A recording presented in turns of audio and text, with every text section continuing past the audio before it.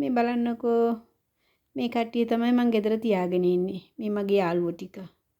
මං ගෙදර දොර ගාව දකුණු අත පැත්තේ තියාගෙන ඉන්නේ. ගෙම්බ දෙන්නයි, චුටි ඉබ්බයි, නැවයි. බලන්න.